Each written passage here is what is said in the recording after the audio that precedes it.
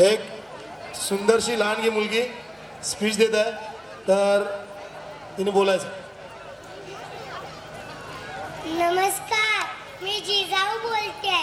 माझ्या मातीतील माणसांच्या मनात गुलामीची झालर पसरली होती. रयत निश्चित पडली होती. नव्हती गुलामीची चाल ही अन्यायकारक राजवटी विरुद्ध आवाज उठवण्याची हिंमत. अशा वेळी स्वराज्य संकल्प शहाजी राजांच्या मार्गदर्शनाने मी बाल शिवबांना वयाच्या 12व्या वर्षी घेऊन पुण्यात आले.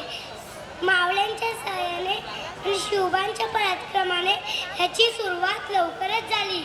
एक आई म्हणून मला याचा प्रचंड अभिमान वाटतो.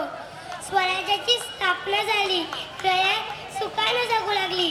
पण माझ्या या शिवबावर या स्वराज्यावर संकट हे अनेक आली. अफजल खान, शाहिस्ते खान, पुरंदरचा वेढा आणि औरंगजेब या एक ना एक संकटावर माझा मुलूक पुरून उरला. माझा शिवबा छत्रपती झाला. मी जिजाऊ म्हणून एकच विनंती करते की आपण आपल्या मुलांवर शिवबांसारखे संस्कार करा आणि घराघरात शिवबा घडवा. अंगणातील तुळस आणि गोठ्यातील गाय आणि घराघरातील माय यांच्यावर जर कोणी वाईट नजर टाकली तर त्याची